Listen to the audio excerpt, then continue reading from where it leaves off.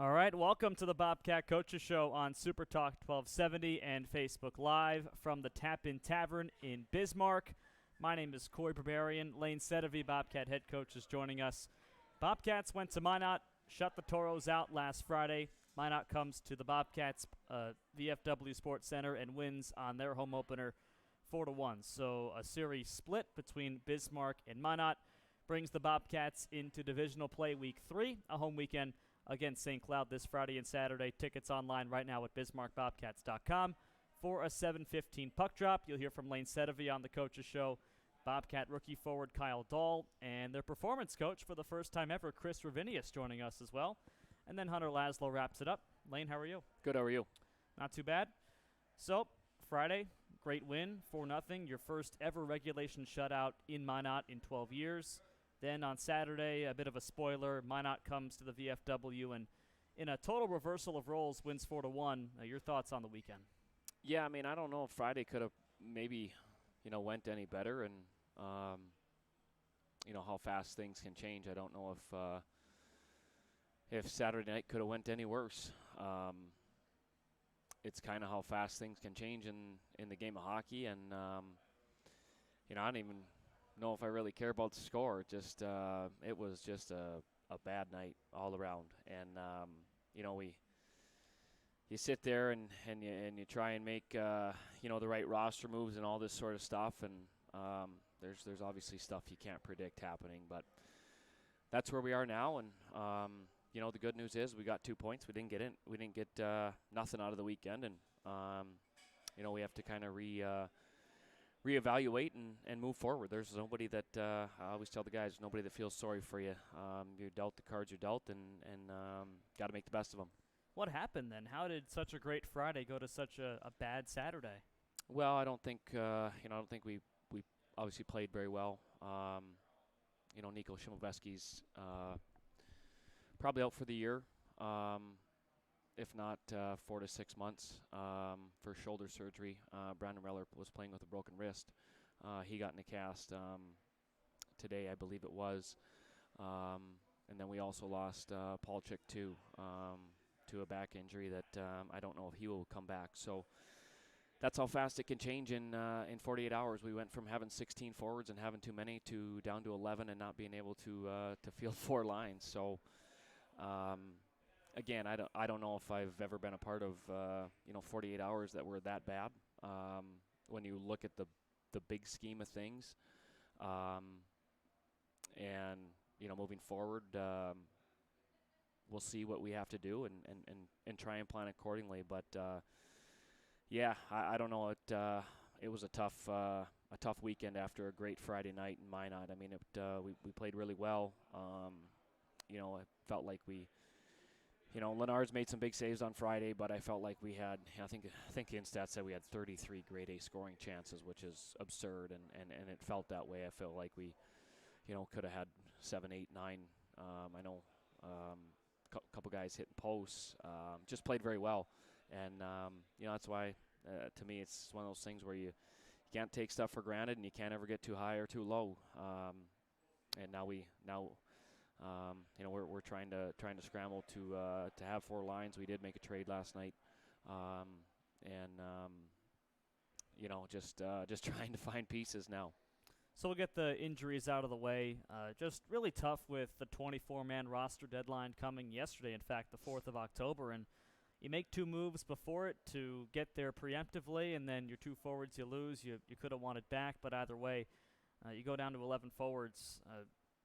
How does that work now that you can't field the 4th line until you make a move? Well, that's why we made a move last night, and that's we didn't have an option. I mean, we actually have Luke Roloff's brother coming in as well to log some minutes this weekend, and probably going to be affiliate players until we can find players and make trades. And the tough part is now is really the drop down is stopped, and I don't think there's going to be a lot of player movement, so we're kind of handcuffed that way, and we'll just try and do the best job that we do. And you can't sit here and I don't think you can't blame anybody. I mean, I don't have a crystal ball. I can't see the future. I can't tell you who's going to get hurt and the situation that we're going to be in 24 hours from now. And it just it's unfortunate. That's really what it is. And our young guys are going to have to be put in spots that they necessarily haven't been in or weren't in with a healthy lineup, and their expectations definitely change. And once we can maybe get a piece or another piece to come in, that has yet to be unseen. But we're just going to keep working. So you're just watching all the emails that come in the waiver wire, who's available, who's not at this point? Yeah, I mean, it's one of those things where, Nico does a fantastic job on it. And, we acquired Bryce Howard last night from the Wilderness. And we're just trying to, again, I mean, the situation forced our hand into where we are now. And there's no change in it. That's the unfortunate part. They're long-term injuries. And again, that's the cards that we were dealt. Is that just something where, well, obviously injuries happen, but going back to Saturday and the fact that Saturday can be not just the injuries, the fact that Nico goes down in the first period, Reller was just not himself over the weekend. Obviously, he's playing injured, as you said, and the result on top of that. Do you just chalk something like that up to it happens and we have to move on? We can't just take it as a bummer and not be able to move on from it? Yeah, I mean, I look at more of the injuries than anything. It's game 8. It's game 8. We're going to have ups and downs to a season. I don't think you can expect to just win them all. I mean, you want to, but I mean that's hard to do in this league. And I think you're going to have ups and downs and bumps along the way, and hopefully more ups than downs. The big thing for me on Saturday is where we come out of it health-wise and moving forward. I mean, it stunk all the way around. There's no other way of putting it. I mean, we had a great crowd, and it felt like we pushed back in the third. I mean, get it 2-1, play started rocking, had a couple chances actually, and but just felt like we were a bit off. But then again, I'm double shifting guys. One of those nights where we went 7D instead of 13 forwards, and really, I mean, the injuries just there are no excuses. I think Minot deserved to win that game, and they played better than us, but it definitely didn't bode well having 12 forwards up front when we lost Nico that early. You're double shifting guys from the first period onwards to fill his spot. Does that have lingering effects going into Monday and Tuesday in practice? I mean, I don't think so. I mean, I think they're, I tried to pick guys that are our best in shape guys, and we had to juggle lines and move guys from center to the wall and that sort of stuff. So I would say maybe that sometimes plays more of a I would say it has more of an impact, and losing our chemistry more than anything. If we had any from Friday night and maybe a little bit last weekend, I think that's probably more evident in maybe the results or whatever it is. And I mean, there were guys that were gassed. I mean, it's I double shifted Patrick Johnson. He couldn't even breathe, and he's going out on the ice. But what do you do in those situations? I mean, it's you have to do it to somebody. And I know Patty's in great shape, and I did a little bit with Kyle Dahl, just because we lost a centerman. So that's a tough piece to lose, especially when Nico is so good down low and works so hard. We rearrange, we react, and reshuffle them up and move on. Talking with Layne Sedevie, Bobcat head coach. Bobcats get set for a home weekend against St. Cloud on Friday and Saturday. I want to talk about two guys who have just joined the Bobcats. We mentioned them both in the past weeks when we knew they'd be coming here. The first being Eric Atchison. We finally see him for a couple of weeks. I mean, nobody deserved one more than him on Friday who didn't get one. Hit a post early on in the game. Was just a menace down low. Picked a couple of fights with Minot players between whistles. What does he bring now that you've seen him in person for the first two games? Yeah, I mean, he works. I mean, I think the points are going to come for him if you work that. You work that hard, you're going to get rewarded, and that's that's really all I care about is work ethic. And he pointed in one of the best leagues in the world, so it'll come. I think the big thing for him is just not getting frustrated and to just keep working and putting himself in good areas. I mean, he had plenty of chances on the weekend, even on Saturday. So I think he's a great addition. I think he brings that added grit that we needed up front, and I think with some skill too. Landon Fanduel, 2005 defenseman, 17 years old, Sioux Falls kid, commit to Northern Michigan, a guy who has a great future in hockey, and in the first couple of weeks he's shown it. Yeah, I think he's a fantastic player for an 05. I mean, it doesn't seem like it. He doesn't act like it. He's mature. He does things the right way, and to me, I think Northern Michigan hit a grand slam with that young man. I mean, it's impressive what he's done so far, and let's face it. I mean, you're going to talk to a guy here in a bit, Kyle Dahl, who's another 05 that doesn't play like he's an 05, and I compare those two. I know they play different positions and that, but when you look at the expectations of an 05 in one of the toughest leagues, you just never know what to expect, and sometimes they're shying away from contact, or maybe they don't know how hard they have to compete. And for those two, it's the complete opposite. I mean, Landon has logged top 4 minutes for us right away as an 05, which is extremely impressive. And Kyle Dahl is now, he was very good on our fourth line. Now he's in the top 9 due to our injuries. And, I think both guys have done a fantastic job. You can throw the birth year out. They're both going to be really, really nice college hockey players, that's for sure. Is that what you mean by not playing like an 05, just not being afraid to be hard on the boards and take contact and play your position confidently? Yeah, I mean, I think it's just it's probably a couple things. It's adapting to the speed and the pace, and then the second side of it is the physical side, and both those guys are great. I mean, I just look at Landon shows up, and I mean, he's blocking shots on Friday night in Aberdeen, and he just, to me, he just doesn't even really know the guys, and to me, that's the type of character kid that he is, and I think Kyle's the same way. I mean, they're mature beyond their ears, and their age just doesn't. They say age is a number. It's true in this one. I mean, they're so mature, and they just work, and that's really refreshing. I mean, it definitely our guys even seen it. I mean, our best player on Saturday night was Kyle Dahl, and I don't know if anybody was close to him, which is obviously you win by committee. You win as a team, you lose as a team. But Kyle Dahl showed up on Saturday night, and even our captains are like, man, he just works every night, and I think that's going to take him a long ways. Same with Landon Fanduel. Like I said, they're going to be really, really, really good college players. To me, the sky's the limit for both those young men. Were you that mature at 17? I didn't even want to leave home. I wasn't going to leave home. I don't think I was anywhere near what they were. I mean, just you have conversations with them, player meetings, that sort of stuff. You sit down with them, you explain to them what we're doing, why we're doing it, and they're on board with it. And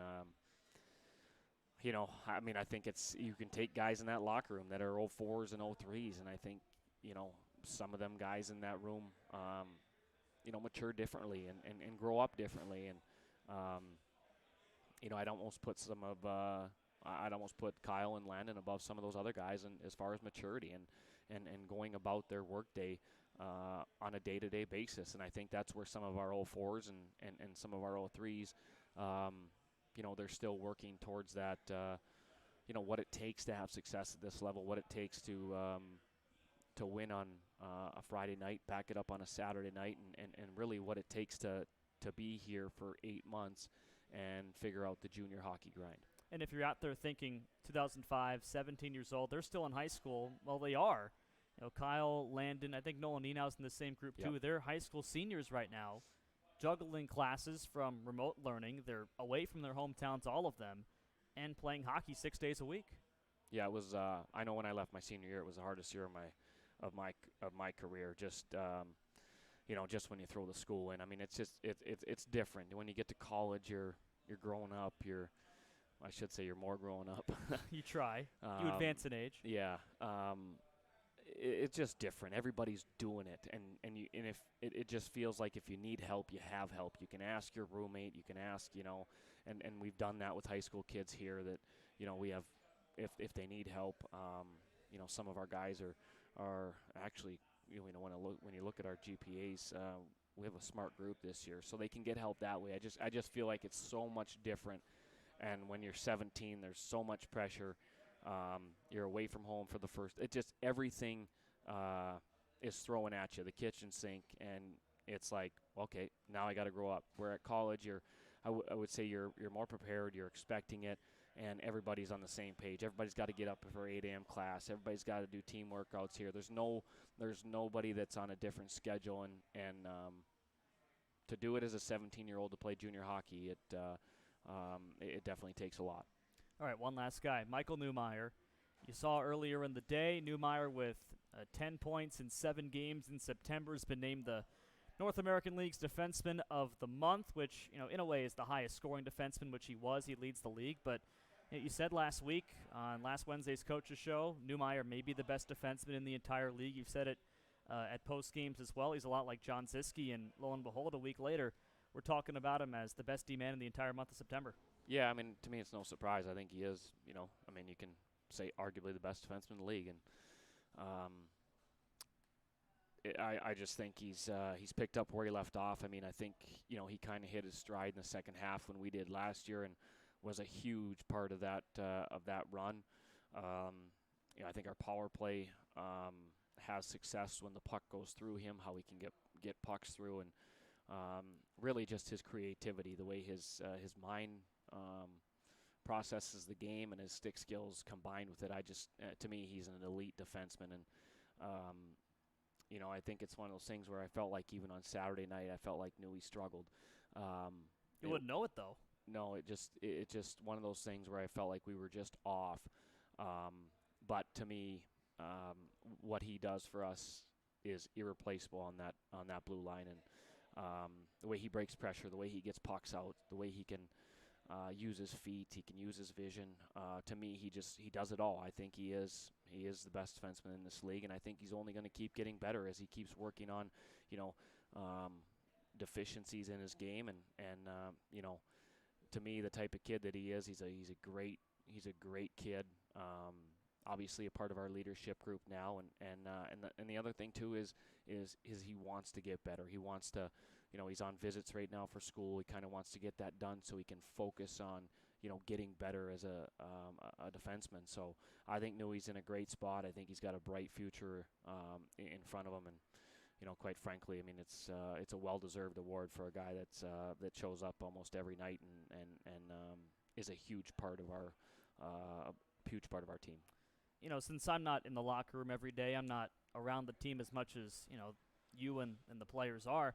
My first memory of Michael Newmeyer is him coming on the Coaches Show early last year, and he could barely get answers out. He's got sweat dripping down his pores, out of his face, and that's kind of the one memory I have of him until he became a really good D-man last year when January, February rolled around and you guys went on winning streaks, and now in year 2 he's more open to talk. He's really a funny kid when he talked to him, and obviously a great defenseman, a real great person who doesn't like the Coaches Show still, but came on with no issues last week.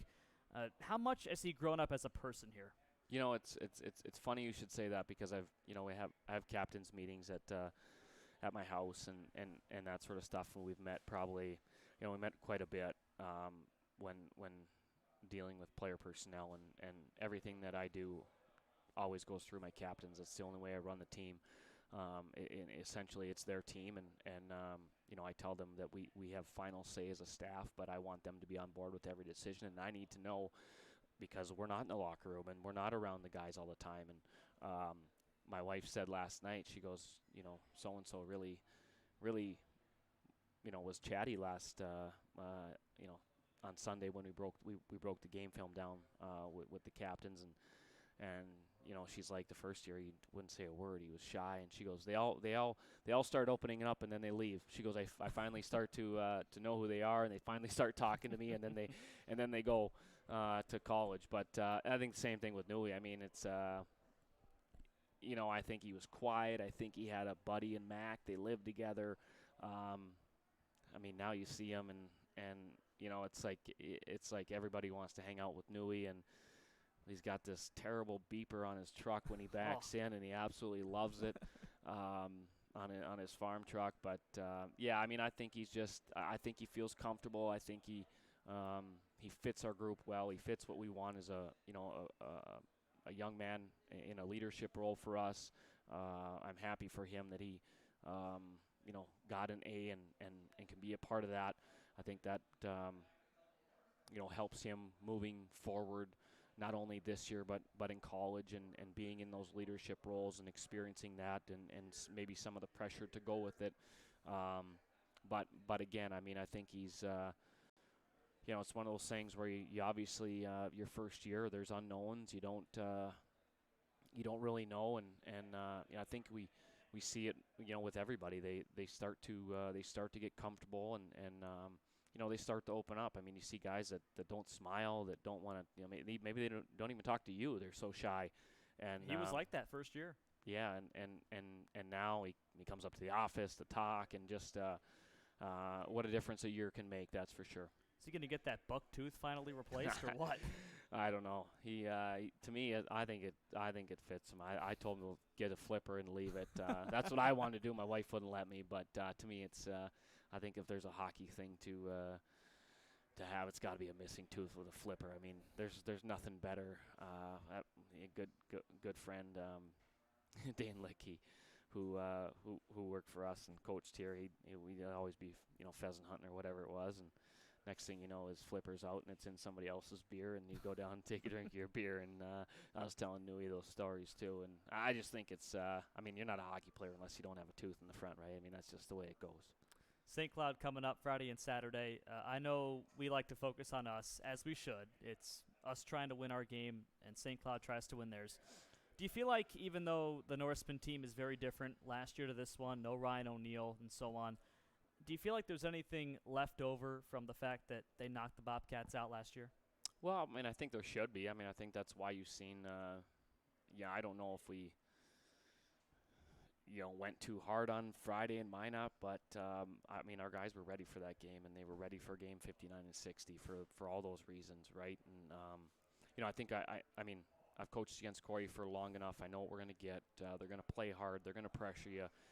He does a really good job, and I know they don't have, those big guys back that led them, but they still do have nice pieces, and they're going to have a good hockey team. So, we're just trying to fix some things. I felt like our D zone really struggled on Saturday night, left guys open in the house, and tried to show film on that today. Worked on it, today at practice. Gonna work on structure again tomorrow, special teams, and then. We got to be ready for puck drop when it comes on Friday and Saturday. It just can't be one night. I mean, that's the message. I mean, I've heard it from a lot of people, but at the end of last year, they knew what team was going to show up when the puck dropped and our backs were against the wall. And I think that feeling, that urgency, the situation we were put in, I think we still need that feeling and urgency, even though it is Game 9 in the regular season. And I think that's something that this group needs to figure out, is that, hey, these 2 points are huge, and they won't put us, they aren't going to clinch a playoff spot right now, but they're going to put us in a really good situation to keep moving up and get in a playoff spot so that we don't put ourselves in the situation that we were in last year. All right, Layne Sedevie, thank you. Thanks, Corey. All right, that's all for Layne. Stay tuned for more on the Bobcat Coaches Show on Super Talk 1270.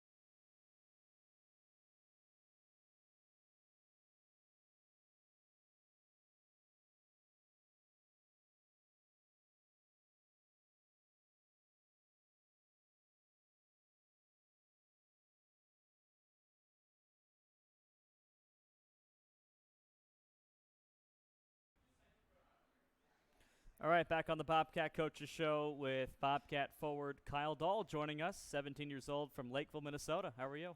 Good. How are you, Corey? Not too bad. I saw you just liked the tweet on the NA's website. Yep. Michael Newmeyer, Defenseman of the Month. Yep. How good is that, playing with him? Oh, that's great. He's a great defenseman. Love watching him play back there. I think he's really deserving of the Player of the Month. He's had a really good month, and hoping he gets another one maybe. Maybe. There's no rule against repeating. Yeah. Layne just said he's the best defenseman in our league, arguably. What do you think about that? I'd agree with that. He's up there. What He's makes really him so good? Super just aware, really high hockey IQ, and he's physical too. He's big, gets pucks on net, gets a lot of shots, so makes a lot of things happen. Layne also said you were the best player on Saturday. It's a good appraisal. I think I played pretty good, but yeah, it's good to hear from the coach. So you're 17 years old. You're still a high school student. Mm-hmm. How are you managing classes? So I have like 5 classes each week for this semester, and we have to have everything done by the end of the week each Sunday. So try cranking it out like a little Monday, a little Tuesday, and then Wednesday and Thursday I try to finish it all before Friday and Saturday, so I don't have to worry about it for our games. So you're not doing Zoom calls every day like during the school day, right? No, it's not like during COVID. Now it's a lot easier and just kind of on my free time. Yeah. So are you able to like watch football without having homework due? Is that kind of the goal? That's the goal, yeah. Sundays are football. No school, just football. Have you done with that so far? Have you actually gotten to Sunday with no homework every single time? There was one time I had some accounting to do, but other than that, I've had most of my Sundays for football. You're taking accounting classes? Accounting, yeah. What do you do there? A lot of numbers, some assignments, pretty much numbers, liabilities and stuff like that. What's it like then? I mean, Layne just mentioned it on his interview. When he was 17, a high school senior, he did the same thing you did and leave town to go somewhere else, play hockey. How's that adjustment been like? It's been good. I mean, we have such a good group of guys to like bring me in, and I don't know. The first couple weeks are pretty hard, just adjusting to a new place to live and just being on my own, especially like here in Bismarck, pretty far away. But it's been good each day. It's gotten better, so I feel like I'm in a good spot right now. Are you missing the boys back home? Yeah, it's tough seeing stories and like seeing pictures and stuff back home, but you kind of just got to stay focused on what the main goal is. What do you think the family's reaction was when you told them, I've got an offer to go to Bismarck, but I would leave as a high school senior? Yeah, it was kind of crazy. It was like I talked about it like after last year's hockey season, but it was like about halfway through the summer I kind of actually like started to think about it, and I talked with Nico, and for a couple weeks I just kept on like trying to, I don't know, avoid the question, but I was kind of like thinking about it, went back and forth, and then during main camp I finally had the decision to make, and I told them, and they were happy for me. They were like, told me it would be a big adjustment, but they were happy. Hey, you had known Nico, the Bobcat scout, for a while, right? Yeah, played on his team for 2 or 3 years, so we're good friends, yeah. What was he telling you about Bismarck, and how has that lived up to the actual reality here? He was saying how good the fans are and what it's like in Bismarck. People think of Bismarck and like think it's something different, think it's just like fields and stuff, but it's actually a lot different. That's what he was telling me, and just saying how good the team is and the coaches, and I agree with everything he said so far. Do you like playing for Layne? I do a lot, yeah. Even though he's kind of hard on you guys on the ice? Yeah, he can be hard, but that's good. Makes us better. What about the city? It's really cool, yeah. It's a lot different than what you'd expect. A lot of things to do around here. I mean, I golf a couple times a week. Now the golf season's probably starting to end, so maybe bowl a little bit in the winter. Yeah, it's going to be like 45 tomorrow. Yeah, I know. Not excited for the cold weather, but yeah, being a Minnesota guy around the cities, you may have to go to like separate towns to find things, but everything's here in Bismarck within like 15 minutes. Yeah, and my billet house is really close to the rink, so it's like, and the place we work out at, so it's all pretty connected. Who are some of the guys who you've gotten pretty close with? Landon Fanduel, he just got here. He's an 05 too. He lives with me in my billet house. Nick Bear, hang a lot with. He's from Minnetonka, Minnesota. I skated with him in the summer this year, so I kind of knew him coming in. Nolan Nenow, Jackson Ekblad, a couple of those guys, and some of the vets too.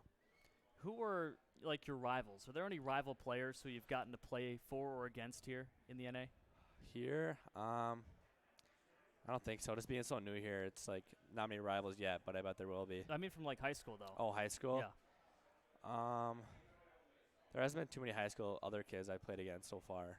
So was like Minnetonka, Eden Prairie for Holte not rival schools of yours? Yeah, we never really played Eden Prairie too much. They were kind of a different conference, so we didn't really play them that much. So they weren't that big of a rivalry. Who was your rival school? Lakeville South, the other Lakeville. So we Yeah. always had big rivalries there. So those are the biggest ones. What was a crosstown rivalry like for you? They're big. I mean, we probably had the same amount of fans we had at the VFW the other night. So I'm kind of used to playing those crowds in those games. But I don't know.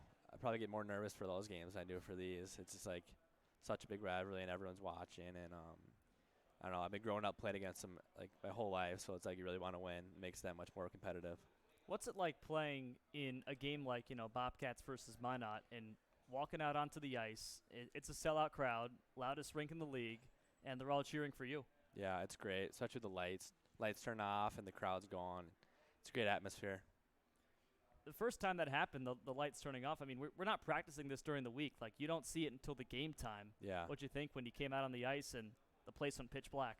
Yeah, it was really cool. And the big Bobcat came on it too. It's really fun. How many trips do you get for wearing a cage? I haven't got one yet. Really? Yeah. Fanduel says he gets them all the time. Fanduel, yeah, I think he's kind of more into the scraps a little bit. I kind of stay out of it, so I haven't got one, which I'm surprised. So when you turn 18 in what March is it? Turning March, 18, you'll still have time left this season. You gonna ditch the cage? I don't know. I'll see. I wore a little bit in the summer. I wore one, a visor, and it's a bit better. I don't know. It's a little weird adjustment, so I don't know. I'll wait and see if I put one on or not.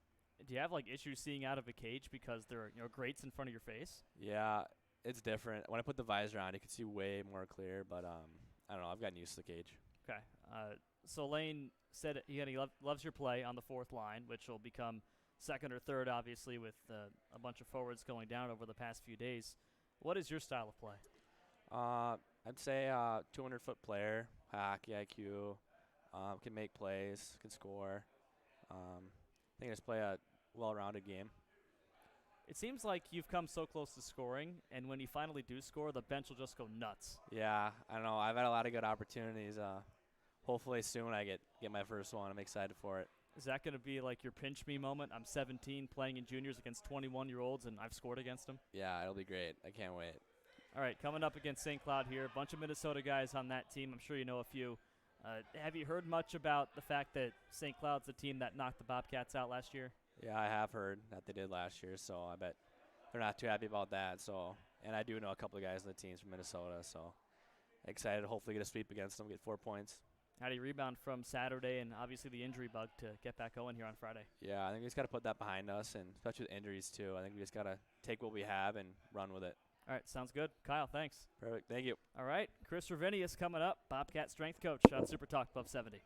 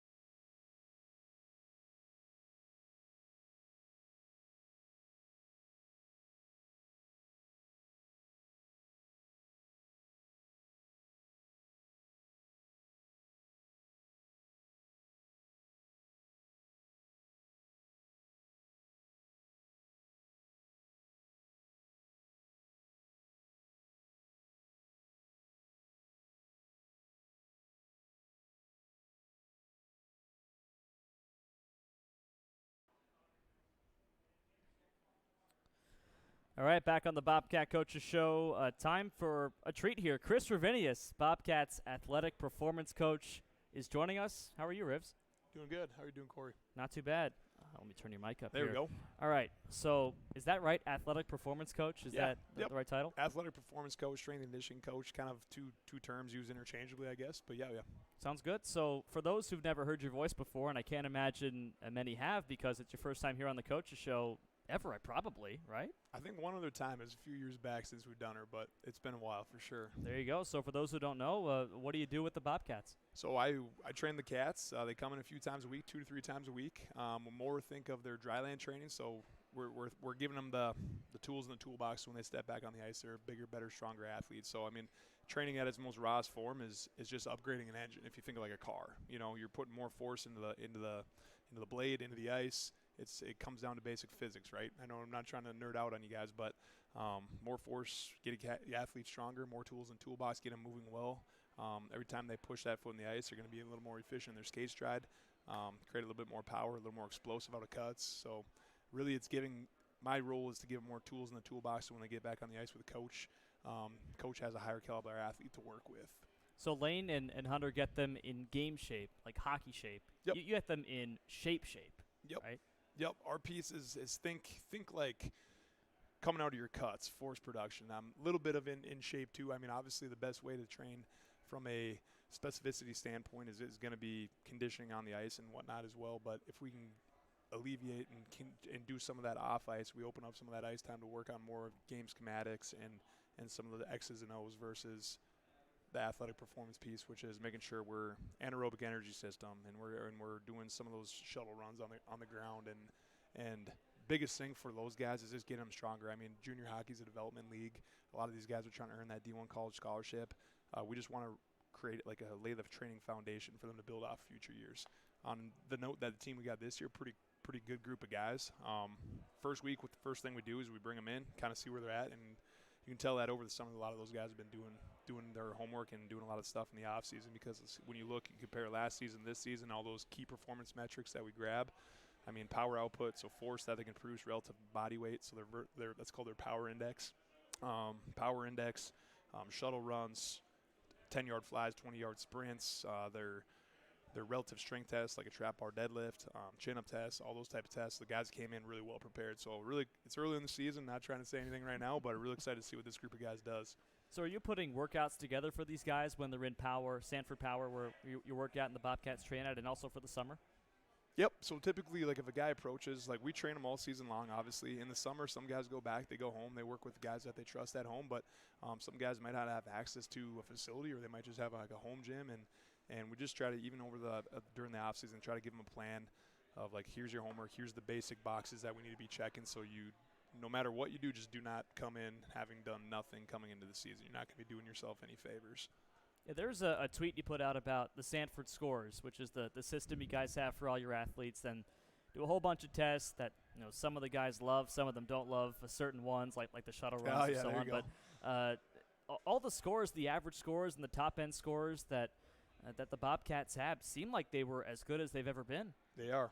That is correct. So, I mean, since we've been tracking a little bit closer to a lot of the metrics, I mean, we've done this similar test the last 4 plus years now, and this is as good of a group as any. Even when that other year that we had, how many D1 commits was it a couple years back? Over a dozen. It was over a dozen. Yeah. Even comparing to that group, like looking at their performance metrics. Now, granted, having a high vertical jump, having a high 20, it correlates, but it does not guarantee success on the ice. You still got to have some guys that can put a puck in a net. But athletically, this is as good of a group of guys that we've seen as ever, and that's what gets me excited about the season. The guys clearly put in the work over the offseason. It was cool watching them come in, and those guys and the development that happened from last season to this year and the maturity in the group. So real excited to see what comes out of it. But how important is the consistency throughout the year of getting the reps in, getting the hours in 2-3 times a week in power and 6 times a week on the ice?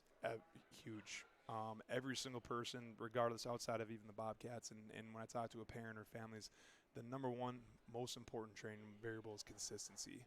I mean, it'd be no different. I'll use the analogy of like, a diet. If you only ate clean 1 day a week, are you going to have the results as if you ate clean 4 to 5 to 6 days a week? So consistency is going to be key. When we talk about training or motor learning or strength or power development, think of it a lot as like a curriculum in school, in the sense that you got to start and lay a foundation. Every single training session is going to continue to build on the previous one throughout the season. So you're not starting with pre-calc, you're starting with algebra, geometry, pre-calculus, working towards calculus. Training is exactly the same. Start with your foundational movement patterns, squat, hinge, push, pull, lunge, and then just start adding intensity, taper in volume as we get into the playoffs. How you manipulate those acute program variables is ultimately how you're applying stress to the body and dictating the type of training adaptation you're getting. I want your thoughts on Hunter Laslo and Layne Sedevie, of course, too. You know where I'm going with this. Training for a marathon in Mankato next week. Good gosh, I mean, bless him. You told me if you're trying to gain weight, bulk up a little bit, gain some muscle, running marathons may not be the right way to go for that. No, for a guy like you, Corey, if you're trying to do the opposite, the running the marathons, it's all calories in versus calories out, right? So if you're running a marathon and trying to bulk, that's not a good strategy. But good luck to those guys in their run. I wish them the best. Being 6'6" and 240 pounds, marathon in the near future is not on the books for me. But I'll keep sticking to my squats, bench presses, and lunges. Have you seen just the programs that Layne and Hunter go through to get ready for this? I was just talking to Hunter a little bit ago, and he was kind of shedding light and talked about his 21-mile run that he just ripped a little bit ago. And oh gosh, he's like, I hate running. And then Layne's like, hey, well, you just signed up for a second marathon, so you must not hate it that bad. But brutal training. But even like then, like going back to your last question, like even with something like that, the body responds best to a consistent and frequent stimulus. You got to give the body a reason to adapt, and that's why the importance of training and consistency with our on-ice stuff and our off-ice stuff is huge. And I tell the guys all the time, like, guys, we spend 1 hour in the weight room a day. We spend about 1.5 hours on the ice a day. What you're doing the other 22 hours of the day is going to be huge. Your nutrition, your sleep, your hygiene habits. Are you taking care of your body, foam rolling, doing the little things that set you apart? Because everyone's goal at this tier of hockey is to earn that D1 scholarship. And if you have some of those habits in place, that's going to help you excel at a high level when you transition to that next thing, whether it's consistent training, whether it's doing the extra homework, heck, maybe even just watching game film, But you ever get guys who just don't like working out, then they completely change under your tutelage? I like to think so, but I think the guys that are weight room warriors are your weight room warriors. You got your guys like I always think of Shep when Shep was still in the squad. I mean, that guy loved training. He's slapping plate on plate on plate on a trap bar or a barbell. So there's some guys that I think the guys that enjoy training are the ones that can feel the difference and make the connection of like, this helps me on the ice. I think the guys that maybe aren't as excited about training haven't yet made that connection on like, how does this help my performance on the ice? How does this help me keep healthy? I mean, we know common injuries with hockey players are hips and shoulders, and if we can build them a little body armor, make sure that their mobility, range of motion, and strength through all those degrees of motion in those joints is good and strong. I mean, we're gonna set them up for success. But there's always a couple that you can tell they're just not too fond of the weight room, but we by the end of the season, I think they can at least, after a conversation with them, I think they can at least connect the dots. Like, this is something that I need to do, and it's something I'm going to continue to have to do as a transition to collegiate sports. All right, sounds good. Riv, thank you so much. You bet. Thanks for having me, Corey. All right, Hunter Laslo joins us in a moment on the Bobcat Coaches Show.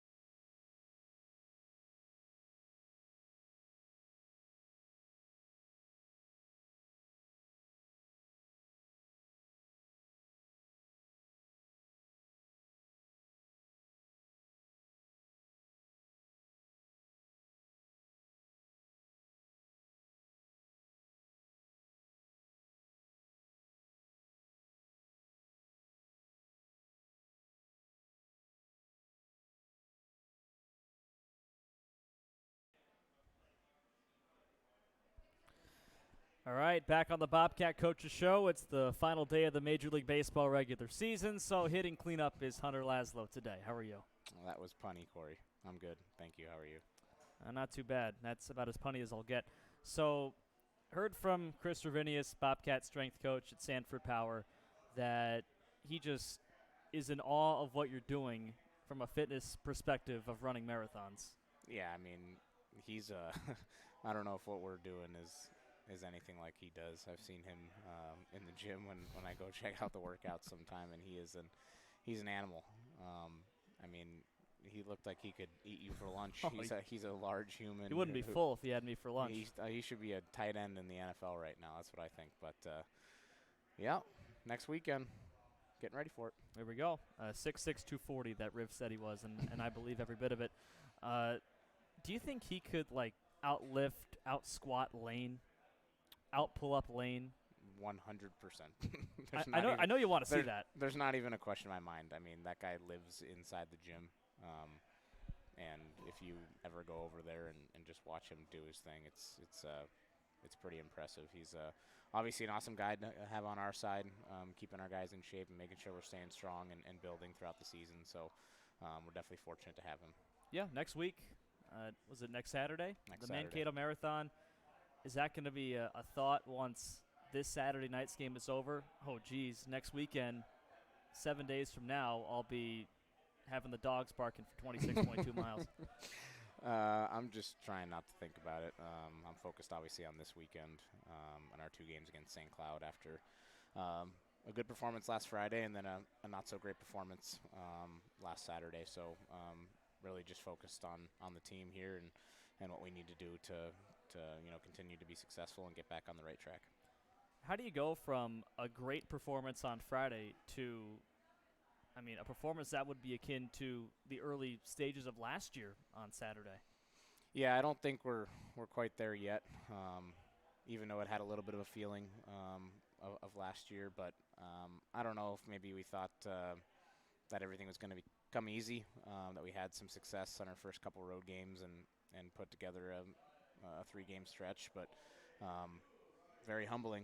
It was definitely a slice of humble pie for our guys in the locker room, especially the new guys, and obviously a familiar and unfortunate feeling for the returners, who obviously went through a lot of that last year. But good news is we split the weekend, right? We still got points on the weekend, but obviously playing the way we did in front of our home crowd just isn't acceptable. We really just got dominated. It was honestly like Minot and us flip-flopped from Friday night to Saturday night. I thought we dominated the pace of the play, and for the most part, the entire game on Friday night, and then Minot walked right into our building and did the same thing to us. So we got to be able to obviously know that this league's tough. It's hard to win in it, and every night you have a chance to win or lose. So definitely a learning experience, and we brought that into this week's practice as we get prepared here for St. Cloud. Do you just look at Saturday and say it happens, like losses like that don't show how good this team is are going to happen no matter what, and you have to just learn from it? I mean, there's nothing you can do about it after the fact. I mean, the score is what the score is, but what you can do is obviously we watched film this week, and we're going to continue to watch our mistakes. I think Layne and I are in agreement on that. I think that's the best way you can learn is watching it yourself with your team. And so we broke down the film, obviously watched our probably 15, 20 big mistakes that we made in terms of positioning or effort or execution in all 3 zones. And obviously we've worked to implement that stuff that we weren't good in Saturday night into practice this week, so we can make sure that we're ready to go for 120 minutes on the weekend.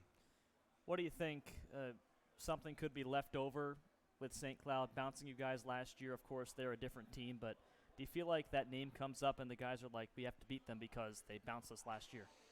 I mean, there's probably a little bit of added for the returners, but a little bit something added to that, but just because of the battles we had with them last year. But again, it's a new year. What happened last year doesn't matter. It's awesome. It's a good memory, but I think I've mentioned it before. It is just a memory now. We're focused on being in the present, and obviously they're a new team. We're a new team, and we're just looking to obviously grab our 4 points on the weekend. All right, Last, thank you. Thanks, Corey. All right, that's all for the Bobcat Coaches Show on Super Talk 1270, Friday and Saturday, 7:15. Bobcats and St. Cloud tickets on sale now at BismarckBobcats.com. Bobcat Coaches Show is back every Wednesday at 5 o'clock right here on Super Talk 1270. Good night.